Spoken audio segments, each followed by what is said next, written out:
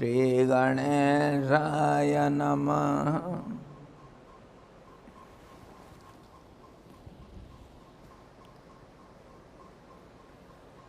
ओम गुरुर्ब्रह्मा गुरुर्विष्णु गुरुर्देवो महेश्वरः गुरुः साक्षात् परं ब्रह्म तस्मै श्री गुरवे नमः। अखंडमंडलाकारं व्याप्तं येन चराचरं तत्पदं दर्शितं येन तस्मै श्री गुरवे नमः। अज्ञानतिमिरान्धस्य ज्ञानाञ्जनशलाकया चक्षुरुन्मीलितं येन तस्मै श्रीगुरवे नमः। ध्यानमूलं गुरुर्मूर्तिः पूजामूलं गुरुर्पदं मन्त्रमूलं गुरुर्वाक्यं मोक्षमूलं गुरोः कृपा। सद्गुरु भगवान की जय, सच्चिदानंद भगवान की जय।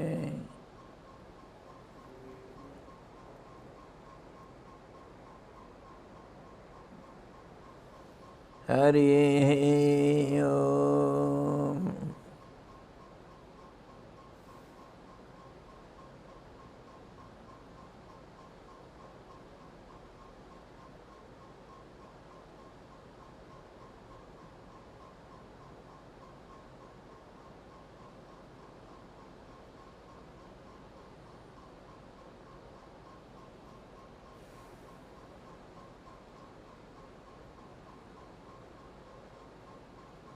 हरि ओम।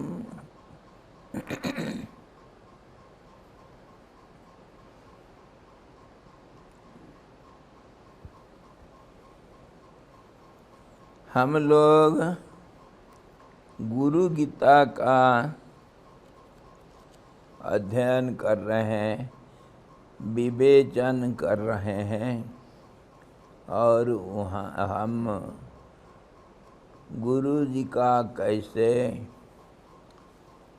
स्वरूप है, पहले तो हम गुरु जी का स्वरूप का चिंतन किए। गुरु कैसे होते हैं, गुरु शब्द का अर्थ कैसे हैं और गुरु का ध्यान कैसे करना चाहिए। अलग अलग गुरु विषयक तथ्य को हम आज तक विचार करते आए और गुरु का महिमा क्या है, गुरु कैसे सब कुछ है, गुरु कैसे हमारे माता पिता बंधु सखा सब कुछ है।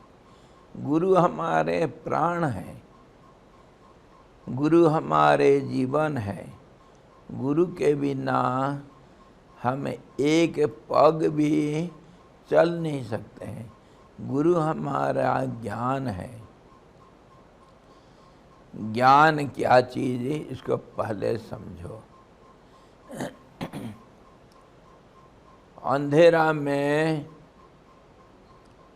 हमको कुछ दिखता नहीं, इसका मतलब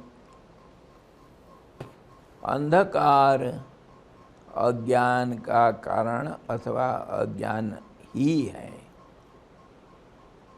अज्ञान को अंधकार कहते हैं क्योंकि अंधकार में हमको कुछ किसी विषय का कोई जानकारी प्राप्त नहीं होता है।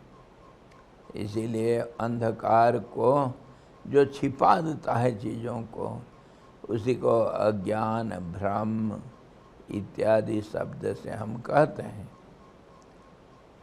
और आलोक का हीन होना, आलोक का नहीं रहना ही अंधकार है। अच्छा, जब दिन होता है, प्रकाश होता है, तब हमको सब चीज़ दृष्टिगोचर मतलब इंद्रिय गोचर हो जाता है। इंद्रियों को सब जानकारी प्राप्त हो जाता है आलोक के माध्यम से।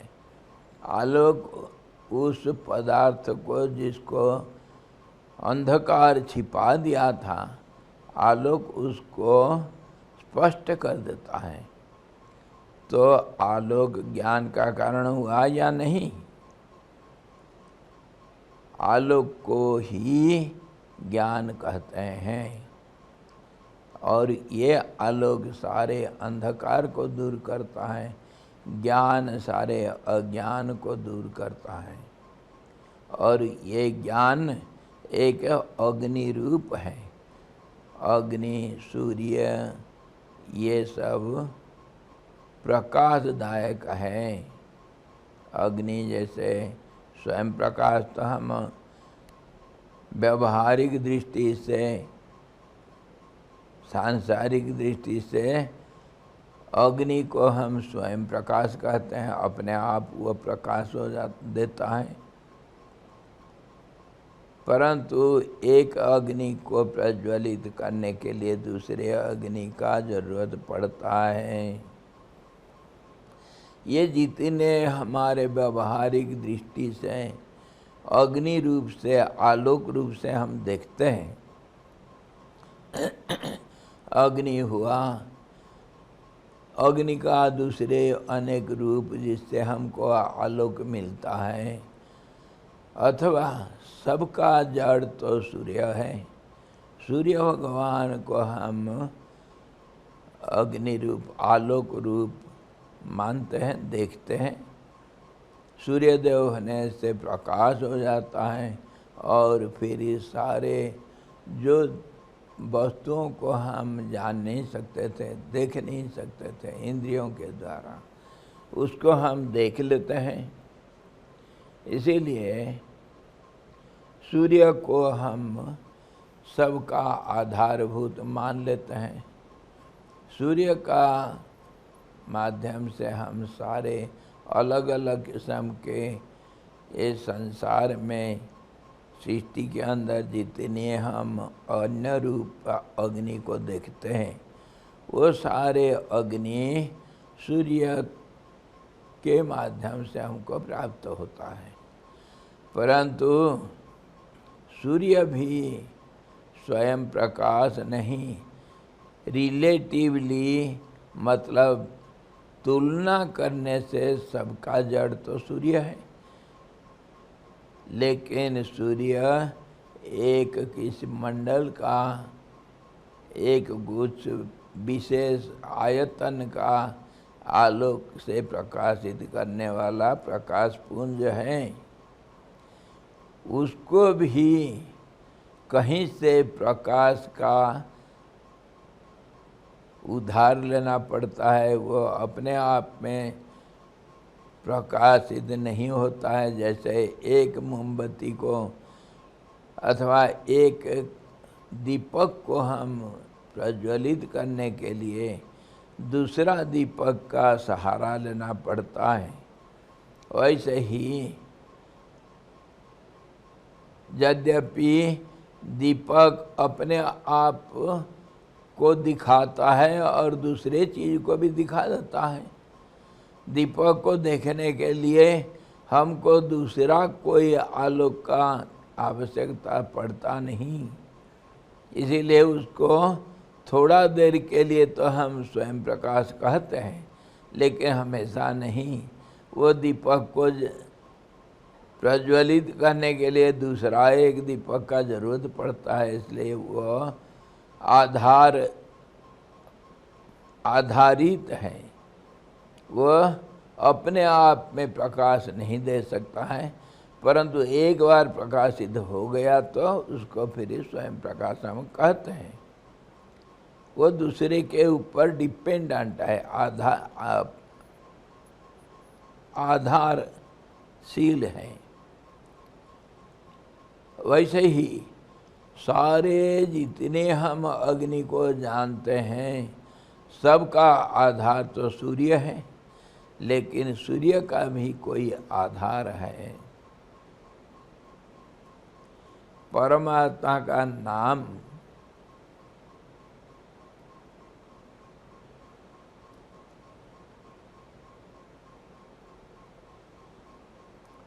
स्वयं ज्योति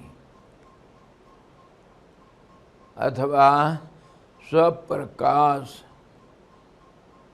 इस नाम से हम बोलते हैं। कैसे, क्यों? क्योंकि परमात्मा रूपी जो प्रकाश है वो प्रकाश को प्रकाशित करने के लिए दूसरे प्रकाश का ज़रूरत नहीं पड़ता है। यहाँ हमारे व्यवहारिक दुनिया में रिलेटिव जगत में तुलनात्मक, जहाँ हमेशा दो के बीच में हम हमेशा तुलना करते हैं, तभी एक का कुछ गुणों को हम समझ पाते हैं। कोई लंबा है क्योंकि दूसरा छोटा होने से ये लंबा दिखाई देता है। अगर एक है तो वह ना बड़ा है ना छोटा है, ना मोटा है ना पतला है, क्योंकि एक है। उसको दूसरे के साथ तुलना करने का अवकाश नहीं रहता है। ऐसे ही संसार में हर वस्तु द्वैत होने से, दो से चलने से हम एक को दूसरे के साथ तुलना करके समझते हैं ये कैसा है। तो एक उस दूसरे के ऊपर आधारित है, दोनों के ऊपर आधारित है। इसी प्रकार समस्त जगत जो द्वैतात्मक है, दो से बना है, वो सब कुछ एक दूसरे के ऊपर निर्भरशील है, आधारित है। इसी को हम रिलेटिव वर्ल्ड कहते हैं, व्यवहारिक दुनिया कहते हैं। अगर अंधकार नहीं, हम आलोक को समझते नहीं। आलोक नहीं तो हम अंधकार को भी नहीं समझते हैं। जहाँ आलोक है वहीं अंधकार है। ये तो दुनिया की हिसाब किताब है, लेकिन परमात्मा जो सदा सर्वदा नित्य एक है, हम जब दो में चलते हैं, एक दूसरे का कारण होता है और दूसरा एक का कार्य बनता है। कार्य कारण, एक्शन रिएक्शन, कर्म कर्मफल एक दूसरे का संबंध रखता है। लेकिन जब दो नहीं है, एक है, उधर कोई ना संबंध है, ना किसी के साथ कोई तुलना है, ना कोई कार्य है, ना कोई कारण है, ना कोई किसी के साथ तुलना करना है। इसीलिए सारे तुलना के परे हैं परमात्मा जो सदा एक है, सबका आधारभूत है और सर्वव्यापक, सर्वज्ञ और सर्वशक्तिमान होने से वह एक होता है। और वह अपने आप को जैसे मैं जानता हूँ, जैसे सब कोई अपने आप को जानते हैं, अकेला रहने पर मैं कभी ये अपने को नहीं बोलता हूँ कि मैं शरीरधारी अमुक व्यक्ति हूँ, मेरा ये नाम है, मुझे मेरे को अपने आप ऐसे बातें करने का कोई ज़रूरत नहीं पड़ता है। मैं जानता हूँ सब। अकेला एक तो सब कुछ जानता है। जब दो हो जाता है तब कोई पूछता है, बाबा आपका नाम क्या है? तब मेरे को बोलना पड़ता है मेरा नाम ऐसा है वैसा है। नहीं तो जो बोलना कोई ज़रूरत नहीं पड़ता है। अकेला में एक में कोई कुछ बोलना नहीं पड़ता है, मैं चुप होकर के बैठता हूँ। उसी को जो परमात्मा को एक अगर हम समझते हैं, सबका आधारभूत, सबका कारण, अकारण कारण मानते हैं, तो वहाँ पर उनको प्रकाशित करने के लिए दूसरे प्रकाश का कोई ज़रूरत नहीं पड़ता है। स्वयं प्रकाश इस ढंग से है, और स्वयं प्रकाश होने से वो सब अपने आप को जानता है। उसी का नाम सर्वज्ञ है, और वो सर्वव्यापक होने से सबके अंदर है, सब कुछ उनके अंदर है। जैसे एक लेंस हाउस में, जहाँ कमरे के अंदर चारों तरफ ऊपर नीचे सब जगह पर लेंस ही लेंस लगा हुआ है। एक लेंस का प्रतिबिंब दूसरे लेंस में दिखता है, दूसरे का तीसरे में, तीसरे का पहले में, दूसरे का तीसरे में, दूसरे का पहले में, ऐसे सब का प्रतिबिंब सब में दिखता है। तो अगर एक लेंस को लेंगे, उसमें अनंत प्रतिबिंब, अपना भी प्रतिबिंब उसमें दिखता है, लेकिन वो एक के अंदर ही तो दिखता है। इसी प्रकार परमात्मा सबको अपने ऊपर, अपने अंदर धारण करता है, और वह सबके अंदर भी रहता है, सारे संसार में व्याप्त है। सब संसार उसका प्रतिबिंब है और अपना स्वरूप भी है। परमात्मा में सारे संसार, अनेक कोटि ब्रह्मांड परमात्मा में ही है, और परमात्मा सबके अंदर है।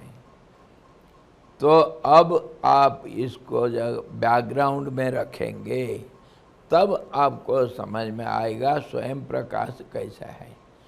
सब कुछ जानना मतलब स्वयं प्रकाश, क्योंकि सर्वत्र रहता है। सर्वत्र रहने से, सर्वव्यापक होने से सब कुछ जानना पड़ता है, अपने आप जान जाता है।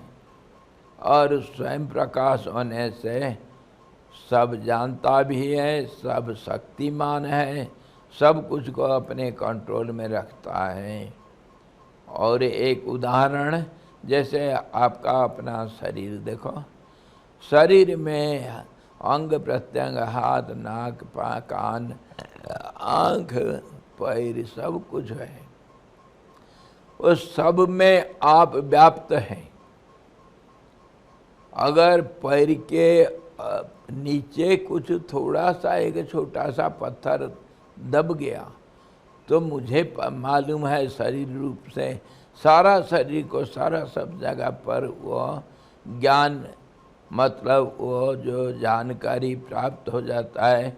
ये तो नस नाड़ियों का काम है। इसमें जो टेलीफोन तार बिछाया जाता है, अथवा आजकल जो रेडियो वेव से सारा जगत में फैला हुआ है, उसके माध्यम से कहीं मोबाइल फ़ोन कोई ले करके कहीं अमेरिका में बैठा है, एक सेकंड में हमारे पास वो संबंध जोड़ देता है। क्योंकि कोई एक कनेक्टिविटी, एक संबंध जोड़ने वाला कोई माध्यम है। वो माध्यम शरीर में तो प्राण, मन, और जो प्राण मन काम करते हैं शरीर में, वो नाड़ियों का जाल बिछा हुआ है। 72 करोड़ नाड़ियाँ के जाल बिछा हुआ है, और वो नाड़ियाँ एक दूसरे के साथ संबंध डायरेक्टली इनडायरेक्टली रखते हैं। और सारे जानकारियों का हेडक्वार्टर, सारे जानकारी पहुंचता है मुख्य कार्यालय में, ब्रेन में। वो ब्रेन को हम जो इसको मस्तिष्क कहते हैं, दूसरे योगी लोगों का दृष्टिकोण से उसको दूसरे ढंग से वर्णना किया गया है। सारे नस नाड़ियों का केंद्र जो मस्तिष्क है, ऐसे ही दूसरे छोटे छोटे केंद्र भी हैं हमारे शरीर में। जैसे सरकार का पूरा देश में अनेक केंद्र जानकारियों का है। जैसे ये जलवायु का जो जानकारी हमको अनेक विभिन्न केंद्र से प्राप्त होता है। सारे देश का जलवायु एक जगह पर प्राप्त हो जाता है, विभिन्न केंद्र से मुख्य केंद्र को जोड़ा जाता है। ऐसे ही सब सारा संसार ऐसे ही चलता है।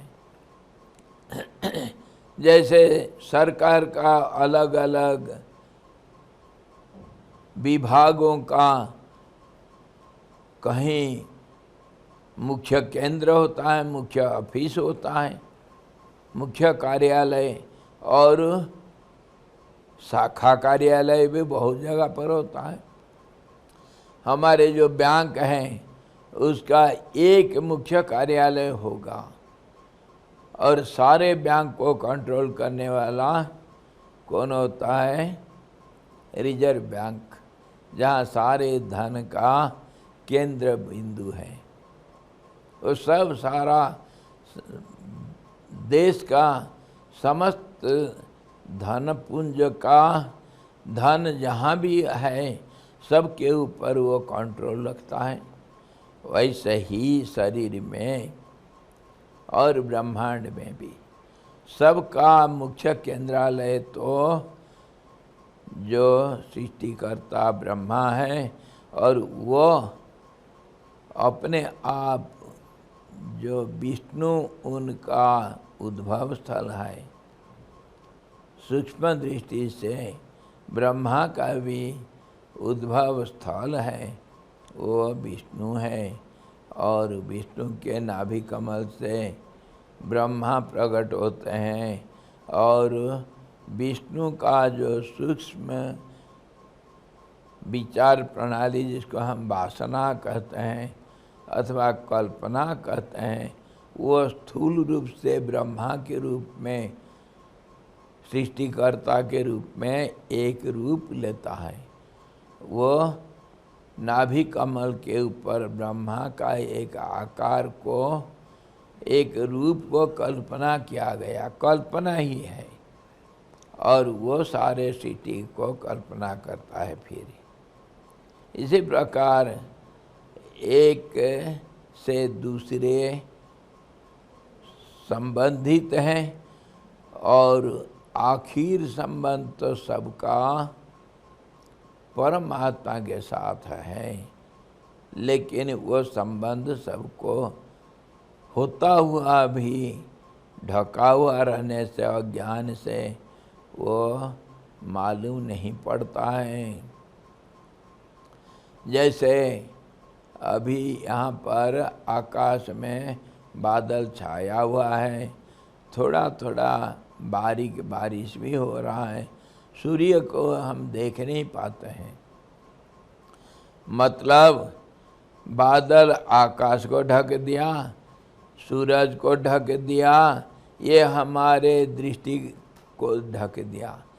हम अलग अलग ढंग से इसको बोलते हैं, समझते हैं। ये जो बादल आ गए, ये क्या सारे आकाश को ढक सकते हैं?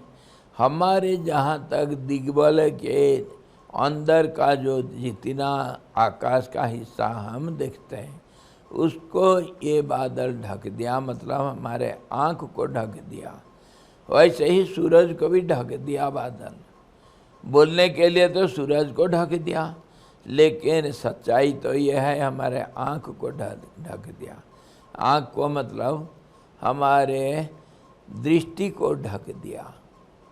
ऐसे ही समझो, जो परमात्मा का स्थिति सबके अंदर है, उसको अज्ञान रूपी बादल ढक दिया है। इसीलिए हम उस परमात्मा का जो आलोक स्वरूप है, जो ज्ञान स्वरूप है, उसको हम देख नहीं पाते हैं। यद्यपि वह मौजूद है।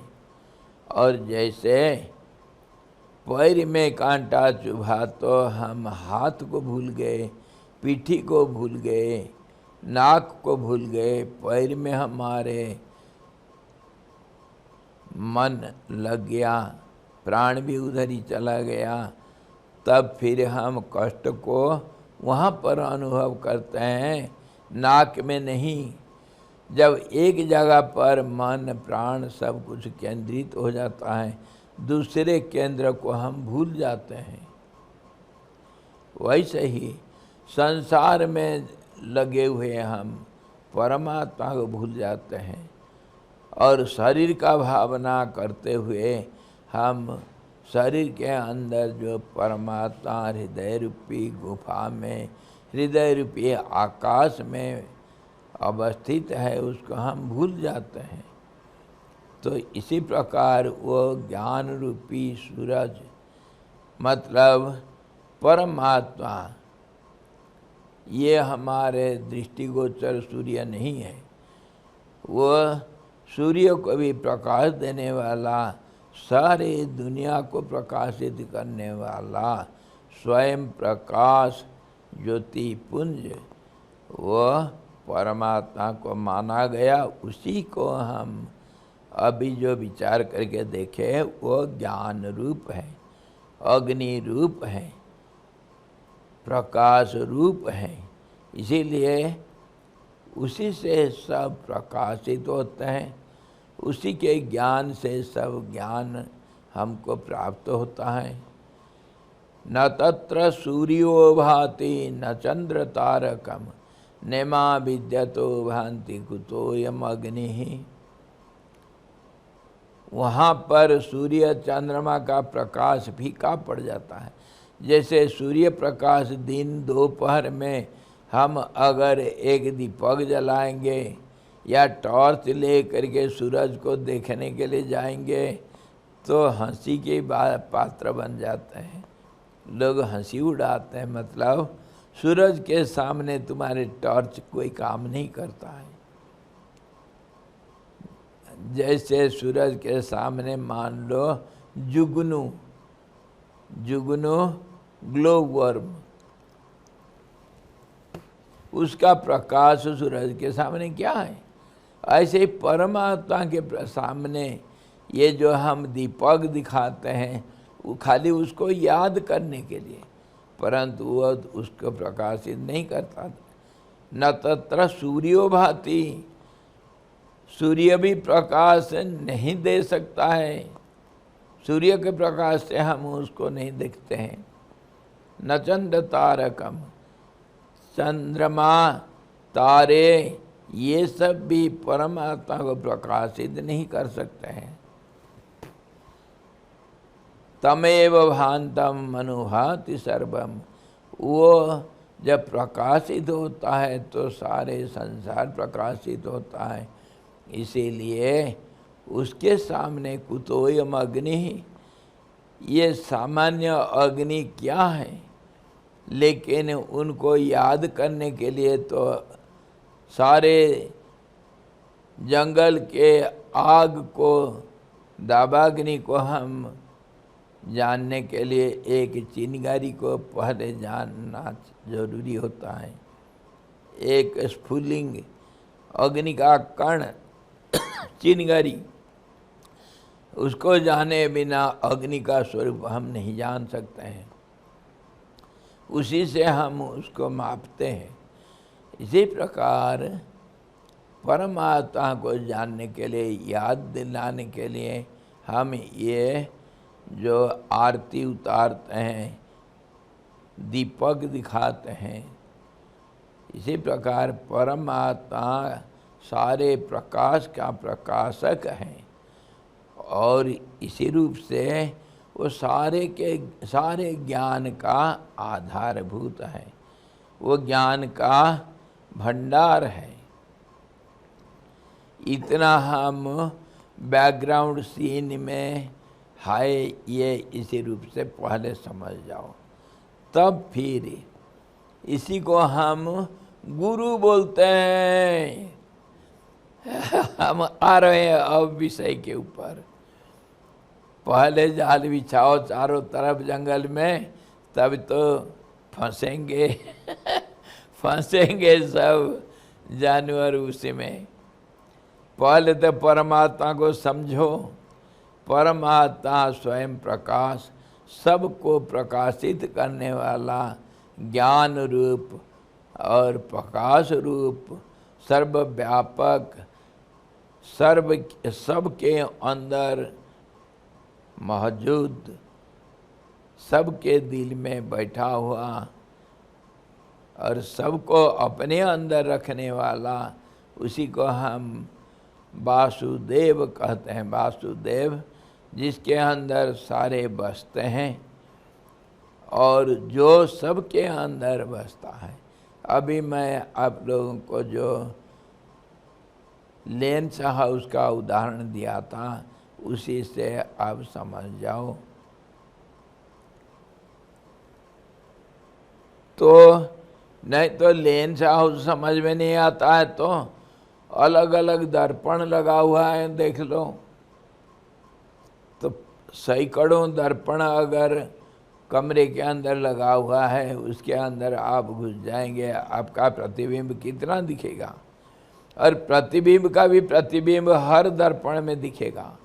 वैसे ही परमात्मा को समझना कठिन मानो। इसीलिए मन बुद्धि के परे हैं, वाणी के परे हैं। जब मन बुद्धि अहंकार वाणी प्राण सब चुप हो जाते हैं, मतलब कार्य रहित हो जाते हैं, शांत हो जाते हैं, तभी परमात्मा को हम वो शांति रूप से जानते हैं। जो शांति है, शांत रूप है और प्रकाश भी है और ज्ञान रूप भी है, उसी को हम गुरु बोलते हैं भाई। पहला गुरु तो वही है। और हमारे जो गुरु हैं सब अपने अपने, वो जो परमात्मा के बारे में ज्ञान देते हैं, रास्ता दिखाते हैं, वो गुरु सत्य गुरु, जो सत्य के बारे में, सत्य के बारे में हमको ज्ञान देते हैं, वो सद्गुरु उसी स्वरूप के हैं, ज्ञान रूप हैं और प्रकाश पुंज है। अब अगर गुरु को हम ऐसा हम समझ जाएंगे, पहले हम बहुत विवेचन कर रखे हैं गुरु के ऊपर, गुरु का स्वरूप क्या है। इसीलिए सब जगह पर, सब समय में, बिना कोई शर्त रखे गुरु को हम कहीं पर भी ध्यान कर सकते हैं। इसी रूप से हम गुरु को अपना शरीर का जो भावनाओं का केंद्र, जो मस्तिष्क है, जिसको हम ब्रेन बोलते हैं, जहाँ मन कार्यशील है, जहाँ प्राण भी कार्यशील है, वहाँ पर हम गुरु को ध्यान करना चाहिए। और वहाँ किस रूप में? ज्ञान पुंज के रूप में, प्रकाश के रूप में हम ध्यान करना चाहिए। उसी को ये जो दो श्लोक में भगवान शंकर पार्वती जी को बोले थे, उसको ये जो 117 और 18 दोनों श्लोक में उसी को बताया गया। बड़ा गूढ़ रहस्य है, उसके ऊपर बारंबार विचार करेंगे, थोड़ा बहुत हमको समझ में आता है एकाग्र चित्त से।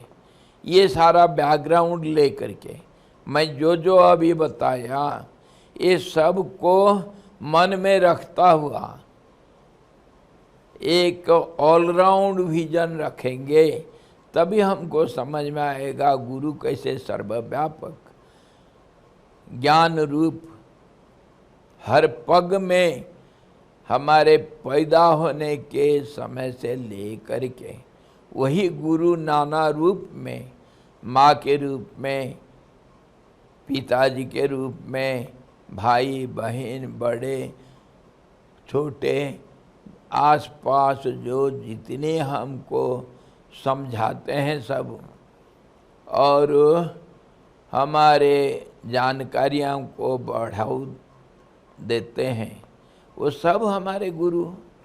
जब पहले अ आ क ख हम लिखते हैं, जो हमको सिखाया वो गुरु है।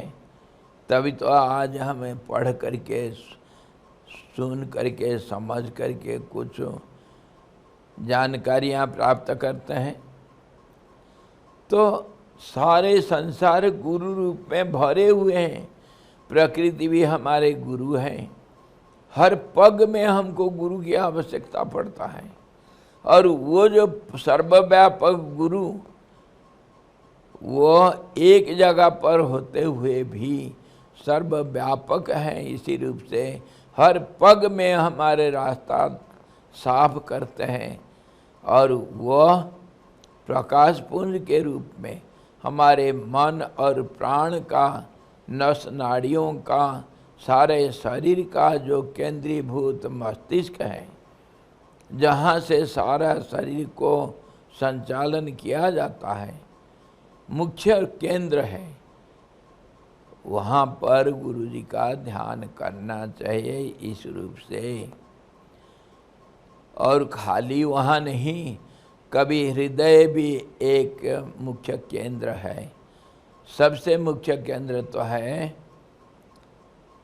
जो मस्तिष्क, और उसको कैसे कैसे सब अलग अलग दृष्टा लोग, ऋषि मुनि लोग अलग अलग दृष्टिकोण से देख करके उसको विभिन्न शब्दों से वर्णना किए हैं। कोई नस नाड़ियों का केंद्र के रूप में वर्णना किया, उसको चक्र बोलते हैं, सेंटर।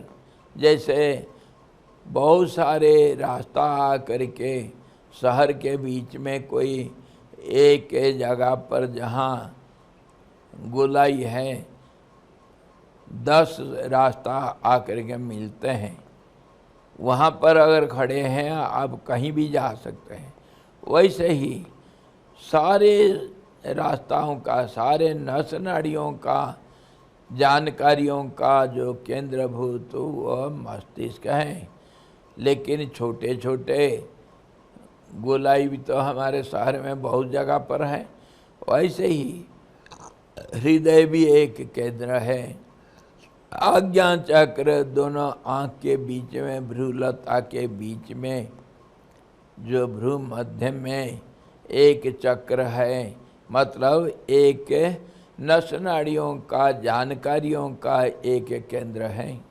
ऐसे ही शरीर में अलग अलग केंद्र है। नाभि में भी एक केंद्र है, मूलाधार में एक केंद्र है, और ये जो ज्ञान रूपी और शक्ति रूपी ये सब जानकारियों का अलग अलग सब विभाग हैं। वह मूलाधार में परमात्मा का जो शक्ति है, शरीर का जो शक्ति है, व्यक्तिगत शरीर का, वो मूलाधार में शुरू हो करके नाभि में आकर के बीच में स्वाधिष्ठान इत्यादि अलग अलग चक्र, अलग अलग छोटे मोटे सब केंद्र को पार करके हृदय में पहुंचता है।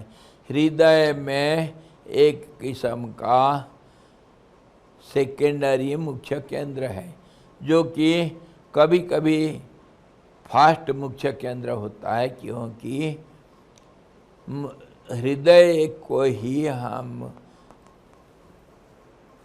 सबसे स्थिर जानकारियों का केंद्र, जिसको हृदय आकाश के रूप में, चिदाकाश के रूप में, चैतन्य का आकाश के रूप में हम जानते हैं, स्थिरता के रूप में जानते हैं, परम स्थिर। और वो साधारण मन को समझ में नहीं आता है, और मेडिकल साइंस भी उसको देख नहीं सकते हैं माइक्रोस्कोप से, इतने सूक्ष्म है। इसीलिए हम उसको गुहा के रूप में बोलते हैं। गुहा मतलब एक गह्वर है, एक गर्त है, और उसको हम चिदाकाश बोलते हैं, चेतन का आकाश, जहाँ स्थिरता का परम स्थिति है। वहाँ अस्थिर होने से, वहीं से फिर वो अस्थिरता दो ढंग से प्रकाशित होता है। वो मस्तिष्क तक जाएगा और दूसरे नस नाड़ियों में, सारे शरीर में फैल जाता है दो रूप में। वो कैसे? हृदय आकाश में अस्थिरता जब पैदा होता है, वो क्यों अस्थिर होगा? जैसे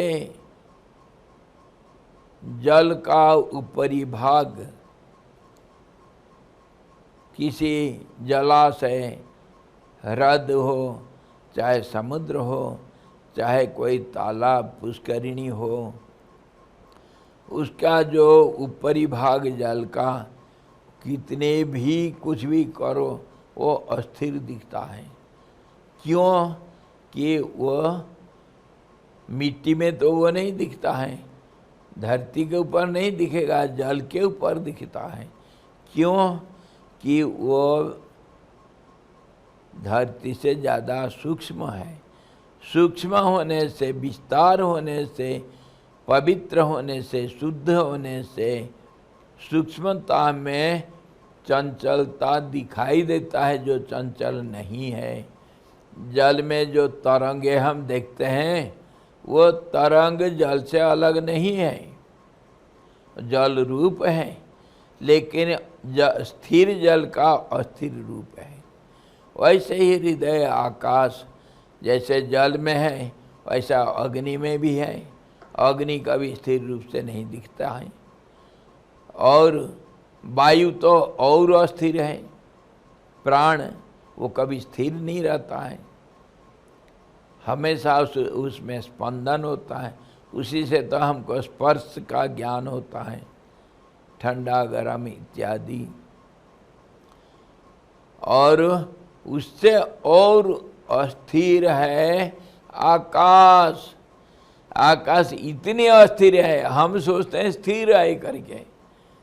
स्थिर में अस्थिरता इस ढंग से दिखता है, जो आकाश नील रंग से दिखता है अथवा काला रंग से, वो अस्थिरता का ही रंग है। जैसे जल का कोई रंग नहीं होता है, नीला दिखता है। हमारे आँख के गलत से, दृष्टि गलती होने से हमको स्वच्छता में नीलापना दिखता है। वैसे ही जो स्थिर है वो अस्थिर रूप हो करके नील रंग से आकाश को हम देखते हैं। जैसे अस्थिरता को हम मृग मरीचिका बोलते हैं रेगिस्तान में, और उसको हम उस अस्थिरता के अंदर जल का भावना कर लेते हैं, जो नहीं है, उसको मृग मरीचिका बोलते हैं। मरीचिका के अंदर जल को जो देखते हैं वो अस्थिरता के कारण है, जो नहीं है उसको देखते हैं हम।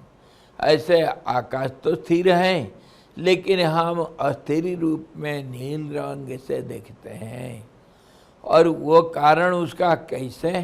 स्वच्छता, सूक्ष्मता और पारदर्शिता, पवित्रता, ये है उनका गुण, इसीलिए ऐसा दिखता है। परमात्मा तो सबसे अति शुद्ध पवित्र है, अति सूक्ष्म, अति पारदर्शी है। इसीलिए उसमें स्वाभाविक ये तरंगे जिसको हम सृष्टि मानते हैं और नाम रूप मानते हैं, इसको हम अज्ञान से देखते हैं। जो नहीं है उसको देखते हैं। उसको कैसे देखते हैं हम? हृदय आकाश में जो स्पंदन हम देखते हैं जो नहीं है, वो दो रूप में होता है। पहला तो शब्द और दूसरा रूप। शब्द का पहला प्रकट अस्थिरता के रूप में, स्पंदन के रूप में हृदय आकाश में नहीं होता हुआ भी उत्पन्न हुआ, जैसे हम मानते हैं।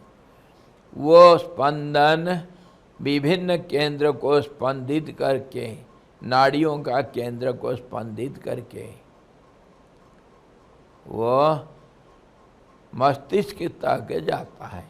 पहला तो एक है शब्द और दूसरा है रूप।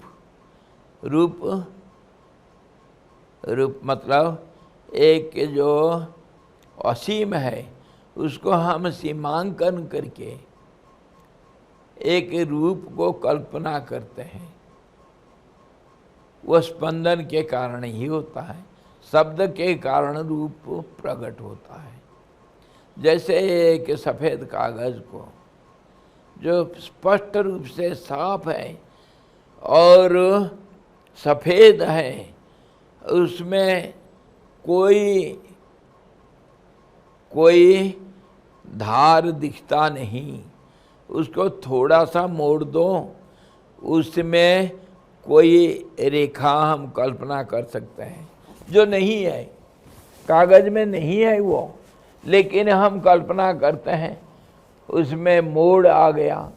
जैसे बच्चे उसको मोड़ मार के कुछ बना देता ना, हवाई जहाज बना देते हैं, दवात बना देते हैं और क्या क्या सब बना देते हैं वही कागज़। तो उसको खोल करके देखो, उसमें कुछ नहीं, खाली रेखा का एक चिन्ह मात्र रहता है। तो ऐसे ही वो जो चिन्ह है उसी को रूप कहते हैं। जो नहीं है वो दिखता है। कागज उस रूप को नहीं लिया, लेकिन उसमें रूप दिखाई पड़ा हमको। हमारे दृष्टि का कमजोरी के कारण, हमारे समझ का कमजोरी के कारण, इसी को कहते हैं अज्ञान। जो सफ़ेद कागज जिसमें कोई आकार का हम कभी कल्पना नहीं किए थे, उसमें आकार का कल्पना कर दिए। उसको तीन ढंग से मोड़ दो, वो त्रिकोण हो जाएगा। ये सब कल्पना है। ऐसे ही परमात्मा में पहला स्पंदन को हम नाम शब्द कहते हैं और दूसरा स्पंदन उस शब्द का एक रूप होता है। रूप को इसी प्रकार आप समझो। और वो शब्द रूप दोनों एक दूसरे से संबंधित होने से द्वैत जगत का शुरू हो जाता है। और वो पहले तो नाभि चक्र में एक कमल का शुरुआत हुआ, कमल का डंठल जैसे पैदा हुआ। वो डंठल का जड़ है मूलाधार में। जैसे जल के नीचे जो कीचड़ है, जल का मैला, उसी से पैदा हुआ वो कमल नाल का शुरुआत हुआ। और वो फिर जल के ऊपर आया जब, तब तो कली के रूप में, कमल का कली के रूप में दिखेगा। और फिर धीरे धीरे वो खिलेगा, तभी तो हम कमल कहते हैं उसको। फूल खिल गया तो वो तो शुरू हुआ कहाँ? मूलाधार से। नाभि में आ करके उसमें वो डंठल और एक साधारण छोटा सा कली का रूप लेकर के वो हृदय रूपी आकाश में आ गया, हृदय कमल बन गया। वहीं पर नाभि, विष्णु का नाभि कमल से, नाभि से कमल उत्पन्न हुआ करके हम मानते हैं, एक कल्पना। और वो कमल जब खिल जाता है उसमें ब्रह्मा रूपी कल्पना का पुंज, उसको हम रूप देते हैं ब्रह्मा सृष्टिकर्ता। और वहाँ ब्रह्मा के शरीर को हम पंचभूतात्मक सूक्ष्म रूप से पंच तन्मात्रा और पहला जो आकाश और ये पंचभूत सूक्ष्म रूप से पंच तन्मात्रा के रूप से ब्रह्मा का शरीर का कल्पनात्मक निर्माण किया गया कल्पना में।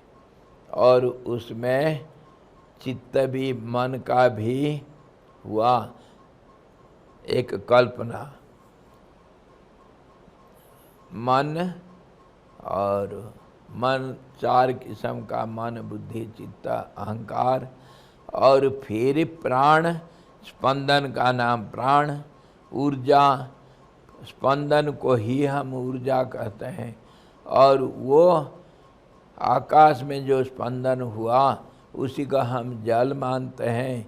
और वो जो विष्णु सर्वव्यापक उस जल में प्राण का आधारभूत वो कल्पना किया गया।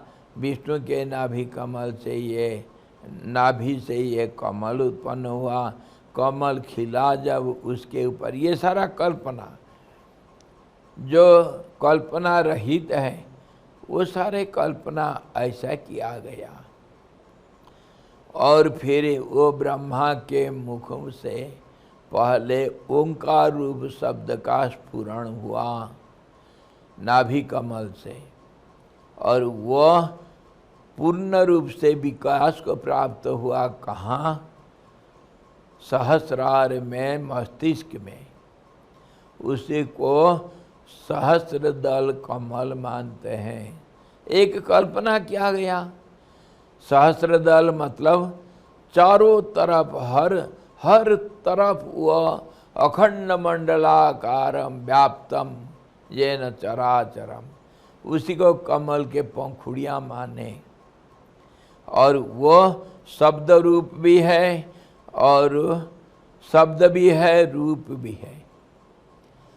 और वो रूपों को हम, भाषा का विकास जब हुआ, भाषा का विकास इसीलिए हुआ, शब्द को कोई रूप दिए, तो रूप दिए तो उसको स्वर वर्ण और व्यंजन वर्ण करके अ से ले करके ह तक, अथवा अ से ले करके म तक, इस रूप से हम उसको रूप दिए, शब्दों को रूप दिए। वो रूपों को हम किसी माध्यम से प्रकाशित करते हैं, कागज़ में हो, मिट्टी में, पहले तो मिट्टी में लिखते थे, रेत में लिखते थे, उसके बाद फिर स्लेट खड़ी आया, आजकल कागज़ पेंसिल आ गया। और फिर तो आप आज दुनिया में तो क्या वो मोबाइल में क्या नहीं करते हैं। शुरुआत भाषा का शब्दों को रूप ऐसा दिया गया कल्पना से। अगर अ कहोगे उसको एक रूप दे दो, और वो रूप एक ने दिया, सब ने माना, तो अ का रूप ऐसा हुआ, वो एक भाषा हो गया, जिसके माध्यम से हम आदान प्रदान करेंगे भावों को, अपना भाव को दूसरे के साथ आदान प्रदान कर सकते हैं। अरे थोड़ा पानी लाओ, तो पानी, प, और प में मात्रा आ, न में मात्रा ई, इसी ढंग से पानी हुआ या जल हुआ, अथवा जो कुछ भी नाम दो जल को, जल का कोई नाम नहीं, हमने नाम दिए और एक ने दिया, 10 ने माना, वो उसको भाषा मान लिया। इसी प्रकार शब्दों को रूप दिया गया और वो अ से लेकर के स्वर वर्ण और व्यंजन वर्ण क से लेकर के म तक 5 ग्रुप में क च ट त प, कचट तप खचट तप गजड़ दव घजड़ दव वनन नम, इसी प्रकार 5 वर्ग में उसको विभक्त किया गया और यर लव स स स ह क्ष इत्यादि बाद में कल्पना किया गया। ये शब्द कहाँ से निकला? पहला तो ब्रह्मा के मुख से निकला, ओम और अथ। ओम अ उ म 3, अ उ म, अ उ तो स्वरवर्ण हो गया और म हो गया व्यंजन वर्ण का आखिर। तो इसमें सारे जगत का नाम और रूप निहित है ब्रह्मा के इस ओम और अथ के अंदर। अथ मतलब उसके बाद, जब शब्द का स्पंदन रूप से प्रकट होगा तो फिर तो स्थिर नहीं रहेगा। इसलिए शब्द का जब अस्थिरता के रूप में चारों तरफ फैलाव हुआ, तब उसी को हम आजकल वैज्ञानिक दृष्टि से, हम आजकल का आधुनिक वैज्ञानिक दृष्टि से बिग बैंग थ्योरी कहते हैं। पहले एक शब्द हुआ, शब्द होने से ब्लास्ट होगा, सुनाई पड़ेगा। हमारा भी जो दार्शनिक दृष्टिकोण से भी हम ऐसे ही मानते हैं। ओंकार साथ शब्दश्च द्वावेतो ब्रह्मण पुरा कंठम भित्वा विनिर्जातो तस्मान मांगलिका बुभौ। ये दोनों बहुत मंगल कारक जड़ है। ये ब्रह्मा के मुख से निकला, वही वेद रूप में बाद में ज्ञान का भंडार बन गया और फिर कभी शंकर के डमरू से निकला। पतंजलि जो हमारे पाणिनि पहला व्याकरण, उसी के 14 बार शब्द हुआ। वो 14 शब्दों को लेकर के व्याकरण का सृष्टि हुआ। पाणिनि जो भगवान अनंत का मतलब संकर्षण का अवतार थे, शब्दों का योजना बनाए सब, वो व्याकरण और शब्द रूप हुआ। और फिर विष्णु के शंख से ओमकार निकलता है। इसीलिए सारे देवादेवी जितने हमारे हैं, उनके हाथ में शब्द का एक प्रतीक होगा। सबके पास, सरस्वती माता जी को देखो वीणा है, भगवान कृष्ण को देखो बांसुरी है, और ब्रह्मा जी को देखो क्या है?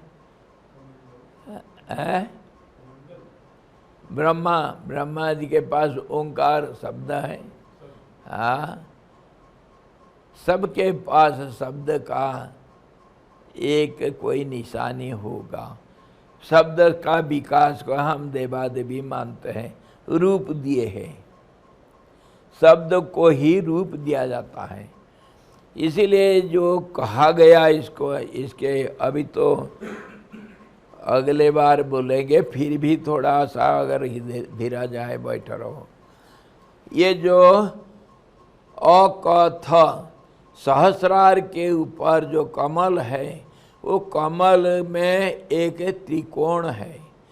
त्रिकोण कैसा है? 3 कोणों में 3 रेखा होगा तभी तो त्रिकोण, और हर रेखा एक दूसरे को संबंध रखते हैं दूसरे के साथ। 3 कोणे हैं, समकोणी त्रिभुज है।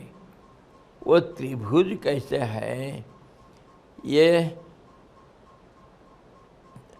त्रिकोणाकार कार्य प्रणाली को त्रिभुज बोलते हैं। कल्पना किया गया 3 भुजा जो एक दूसरे से जुड़े हुए हैं और संबंध जोड़ते हैं और 3 कोना बनाते हैं। ये तीनों कोना शीर्ष है, शीर्ष है। ये जो कार्य प्रणाली उसका एक आखिर चोटी होता है, और ये सब कार्य प्रणाली का भावनात्मक एक रूपरेखा, रूप और रेखा, और ये भी शब्द से जुड़ा हुआ है, शब्द का रूप है। इसीलिए अ क थ 3 ये 3 भुजाओं का नाम है, जो कार्य प्रणाली का एक रूपरेखा है। वो सहस्रार के सहस्रार जो पद्म का एक कमल का अलग अलग मतलब मल्टीपल डायरेक्शंस है, चारों तरफ फैला हुआ है। उस सहस्र मतलब 1000 गिन करके नहीं, मतलब अखंड मंडलाकार है, चारों तरफ है। 360 डिग्री का 360 डिग्री पावर, और उस पावर का भी पावर इन्फिनिटी, जहाँ देखो वो फैला हुआ है। इसी को सहस्रार बोलते हैं, सब जगह पर व्याप्त है। तो उसको हम सूक्ष्म रूप से अगर समझना चाहेंगे, कार्य प्रणाली को एक शब्द और रेखा से अंकन करेंगे। रेखा मतलब रूप है, और वो रूप पहला तो त्रिकोणाकार होगा, त्रिभुजाकार होगा, क्योंकि हम जितनी जो कार्य प्रणाली देखते हैं वो सब का रूप ऐसे ही है। और इसी को जो शक्ति उपासक लोग इसी को लेकर के त्रिभुज के अंदर त्रिभुज, उसके अंदर त्रिभुज, उसके अंदर त्रिभुज, इसे जो क्या उसको कहते हैं, श्री यंत्र मानते हैं। श्री यंत्र, यंत्र मतलब एक रूप है, और वो रूप सारे कल्पनाओं का आधार है। मतलब मॉडल मान लो, जैसे एक मकान बनाने के पहले एक मॉडल बना जाता है, एक आकार, छोटा आकार जिससे बड़ा आकार को हम कल्पना करते हैं। ऐसे ही ये त्रिभुज है, त्रिभुज में सारा दुनिया बैठा हुआ है। त्रिभुज के ऊपर त्रिभुज, उसके ऊपर त्रिभुज, उसके ऊपर त्रिभुज, उसका नाम तो श्रीयंत्र है, और वो शक्तियों का आधार है। इसीलिए सारे ब्रह्मांड इसी के ऊपर आधारित है। ये कार्य प्रणाली का एक मॉडल है, सूक्ष्म रूप है, और आकार दिया गया इसको, और इसमें शब्द भी जुड़ा हुआ है। शब्द को छोड़कर ये नहीं हो सकता है। इसीलिए तीनों भुजाओं का अ क थ इस प्रकार कल्पना किया गया। अकथ क्यों और दूसरा क्यों नहीं, इसके ऊपर और रिसर्च करना पड़ेगा, तब कौन सा शब्दों को किस रूप में रूपांकित किया गया, इसके अंदर बहुत गहरी रहस्य है। शब्द कैसे रूप को धारण करता है, पाणिनि के पास जाना पड़ेगा। वेद का जो मंत्र महोदधि है उसको सब स्टडी करना पड़ेगा। इस रूप को इस नाम से क्यों पुकारा गया, ये नाम का, ये शब्द का इस रूप के साथ संबंध कैसे बना? ये बहुत बड़ा गहरी विज्ञान है। शब्द के साथ रूप का क्या संबंध है, और इसी को सारे संसार का क्रियाशील का आधार मानते हैं। और इसी को हम ये दोनों श्लोक में बड़े रहस्यात्मक भाव से भगवान शंकर पार्वती माता जी को बोले हैं। और ये कहा गया, भगवान गुरुदेव जो है सर्वभूतात्मक, सर्वव्यापक, सबके अंदर बैठे हुए जो भगवान है, उसके चरण में सारे संसार को जला देने वाला अग्नि है। संसार रूपी अरण्य, उस अरण्य को भस्मसात करने वाला जो अग्नि है, दावाग्नि, वो अग्नि भगवान गुरुदेव के चरण में है। शरणागत हो जाएंगे तो संसार रूपी अरण्य को भस्मसात करने वाला गुरु चरण है। इसीलिए कहा गया, गुरु चरण क्या कहा? वो कहा है कि पादाब्जे, पैर रूप जो कमल में सर्व संसार दाब काला नलम, संसार को आप अरण्य मानो, उसको जला देने वाला काला नलम, काल रूपी अग्नि, सबको भस्मसात करने वाला है। स्वके गुरुदेव के चरण में ये अग्नि है जो संसार रूपी अरण्य को जला करके राख कर न देगा, मतलब संसार से उद्धार कर देगा। शरणागत होने से संसार उधर नाश को प्राप्त होता है गुरु चरण में। और फिर ब्रह्मरंध्रे स्थितम भोज मध्यस्थम चंद्रमंडलम, ब्रह्मरंध्र मतलब वही सहस्रार को बताया गया। ब्रह्मरंध्र ये जो हमारे 3 नाड़ियाँ जाते हैं, आखिर वहाँ बहुत सूक्ष्म रूप से सहस्रार में मिल जाते हैं, उसको ब्रह्मरंध्र कहा गया। बहुत सूक्ष्म रूप होने से एक छिद्र बताया गया।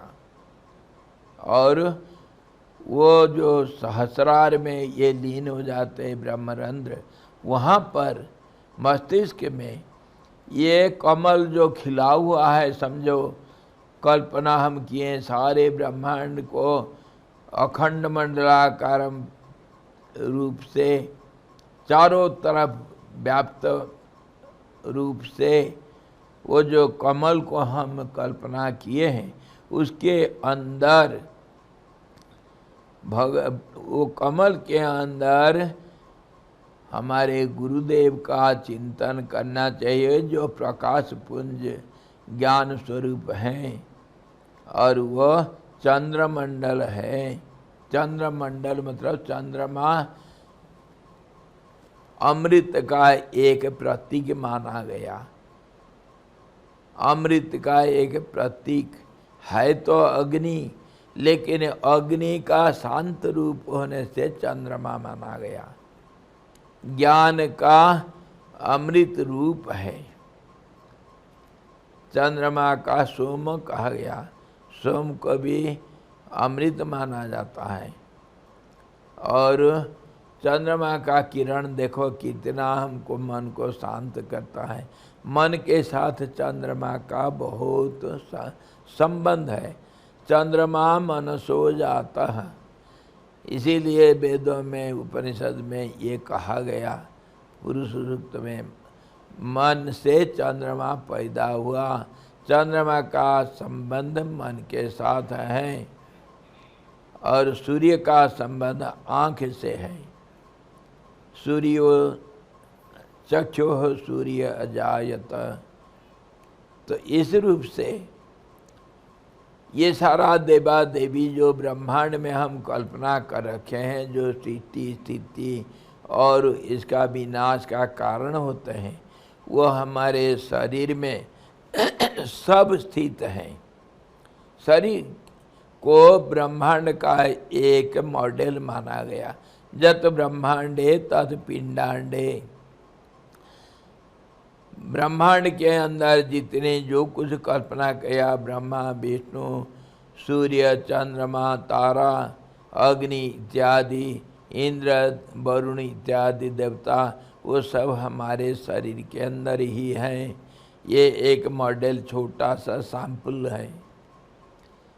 तो सहस्रार में जहाँ ज्ञान का प्रकाश परमात्मा का प्रकाश है और जो सर्वव्यापक रूप में है, उसको कमल के रूप में हम चिंतन करते हैं, तो उसी के अंदर ये त्रिकोणाकार जो शब्द और रूप दोनों का मिश्रण के रूप में त्रिभुज के आकार में दिखा गया। जहाँ अ क थ ये तीन भुजाएं हैं और उसमें ज्ञान रूपी गुरुदेव को चिंतन करना चाहिए, जो संसार का विनाशक है। ये कल्पना को सब जला दे करके ज्ञान में बदला देंगे और उनके चरण में सारा संसार का जो अरण्य का जला देने वाला अग्नि भी है, और वो जो त्रिकोण के बीच में जो गुरुदेव का हम कल्पना करते हैं, ब्रह्मरंध्र में चंद्रमंडल का कल्पना करना। चंद्रमंडल जो अमृतमय प्रकाश है, परमात्मा जो प्रकाश रूप है, वो जलाने वाले नहीं है। एक रूप से तो जलाएंगे अज्ञान को, लेकिन ज्ञान जो है वो अमृतमय है, सारे शांति देने वाले, समाधान देने वाला और आनंद रूप होने से वो चंद्रमा का स्वरूप है। चंद्रमंडल इसीलिए कल्पना किया गया। और अकथादि त्रिरेखाब्जे सहस्रदल मंडले हंस पार्श्वत्रिकोणे च स्मरेत तन मध्यगम गुरुम। उसके बीच में गुरु रूप प्रकाश पुंज अमृत का स्वरूप, चंद्रमा का स्वरूप गुरु, जिसके पाद में संसार को जला देने वाले अग्नि है, ऐसा गुरु का कल्पना करना। ये वहीं पर गुरु जी का ऐसा ध्यान किया जाता है। और ये जो अकथा और ये त्रिभुज, ये इसमें और रहस्य सब है। कैसे, मैं अभी तो थोड़ा सूक्ष्म रूप से आपको समझा दिया। शब्द का रूप के साथ कैसे संबंध होता है और शब्द का रूप कैसा दिया गया स्वर वर्ण और व्यंजन वर्ण के रूप में, और वो रूप के साथ कैसा मिलने से हम उसको समझ पाते हैं। शब्द को रूप के साथ जोड़ करके ही हम भाषा बनाते हैं। इसीलिए वो जो रूप त्रिकोणाकार, जिसमें सत्व रजस तमस और त्रिवेद और जो चित्त प्राण और शरीर रूपी त्रिकोणाकार कार्य प्रक्रिया है, जिसमें सारा संसार बैठा हुआ है, वो सारे को एक रूप से हम अगर चिंतन करेंगे, शब्द के रूप में और रूप के रूप में, और वही भगवान का नाम भी है, रूप भी है। इसीलिए वहीं पर हम परमात्मा को गुरु रूप से, पहला परमात्मा तो हम गुरु रूप में देखें और रूप देखें। वो रूप व्यापक है, अग्नि रूप है, लेकिन अग्नि संसार को जलाएगा, लेकिन हमको शांति रूपी आनंद, अमृत आनंद देने वाला भी है, चंद्रमा रूप भी है। इसी प्रकार चिंतन करके गुरु का ध्यान किया जाता है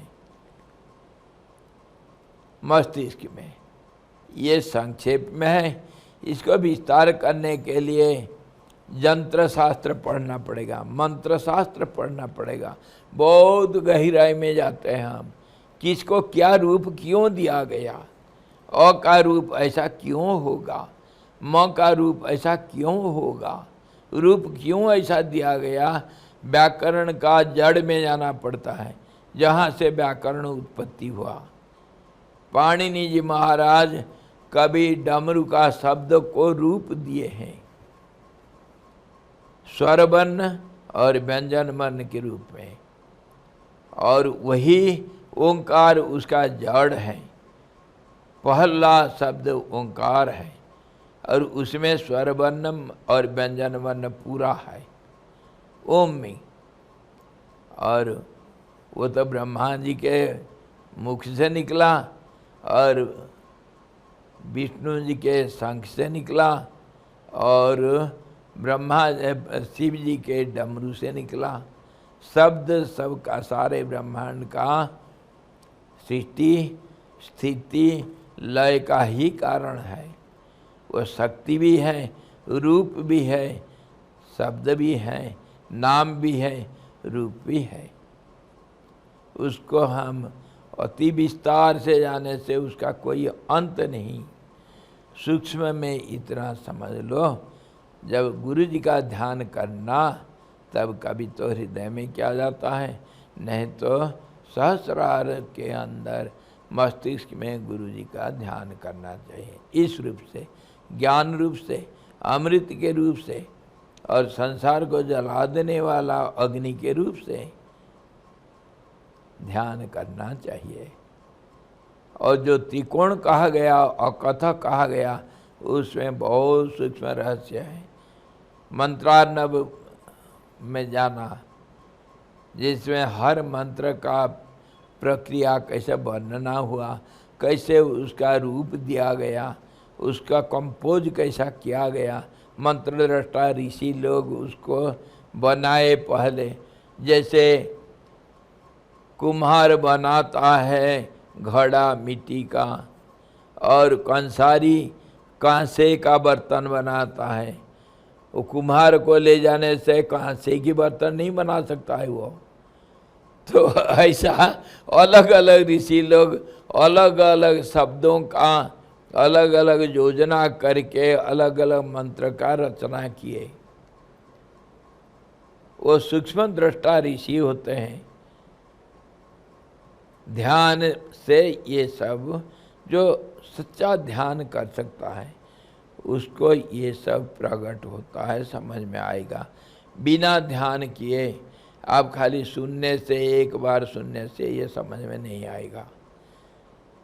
इसी रास्ता में चल पड़ो, धीरे धीरे धीरे धीरे, फिर रास्ता खुल जाएगा आगे।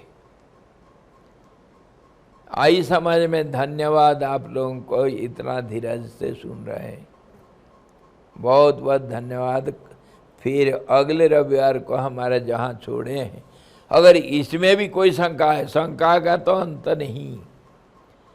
मैं आज 1.5 घंटा में तो इतना सूक्ष्म में सारा बताया, इसका विस्तार का अंत नहीं। कैसे शब्द के साथ रूप का संबंध जोड़ा गया और भाषा का उत्पत्ति कैसा हुआ, और वह भाषा पहले क्यों नहीं था, क्या हम मनुष्यों के लिए भाषा है, भाषा का अलग अलग फेज कैसे होता है। 4 फेज हैं, परा, पश्यंती और मध्यमा और वैखरी। और ये खाली मनुष्यों का नहीं, पशु पक्षी पेड़ लता पत्थर का भी भाषा है। ये कैसे एक दूसरे के साथ संबंध जोड़ते हैं। योगी ऋषि लोग कैसे सबके साथ ये सूक्ष्म भाषा का संबंध जोड़ करके सबका भाषा को समझ जाते हैं। भाव को प्रकाश करने के लिए भाषा एक माध्यम है और उस भाषा का भी सूक्ष्म स्थूल रूप अलग अलग रूप है। इसके अंदर जाएंगे तो इसका कोई अंत नहीं भाई। 10 दिन बैठेंगे तब मैं थकूंगा नहीं, आप बैठ सकते तो बैठो। सारे चीज एक एक करके मैं आपको समझाऊंगा, पर समझेंगे तो पर भूल जाएंगे आप। इसके ऊपर ध्यान करो तब अपने आप समझ में आएगा। मैं 50 बार बोलूंगा आप भूल जाएंगे। क्यों? इसके ऊपर आप चिंतन करते नहीं। चिंतन करने से तभी तो स्पष्टीकरण होगा। बार बार चिंतन करेंगे तब स्पष्ट होगा, ये क्लियर हो जाएगा। ये तो सूक्ष्म रूप से एक फॉर्मूला के हिसाब से एक सूत्र के रूप में कहा गया। इसका अर्थ का कोई अंत नहीं। सारे ब्रह्मांड इसमें जुड़ा हुआ है, गुरु के अंदर है। चलो आज इतना ही भाई। हरि ओम। पूर्णमदः पूर्णमिदं पूर्णात् पूर्णमुदच्यते पूर्णस्य पूर्णमादाय पूर्णमेवावशिष्यते। ओम शांति शांति शांति। सद्गुरु भगवान की जय। सच्चिदानंद भगवान की जय।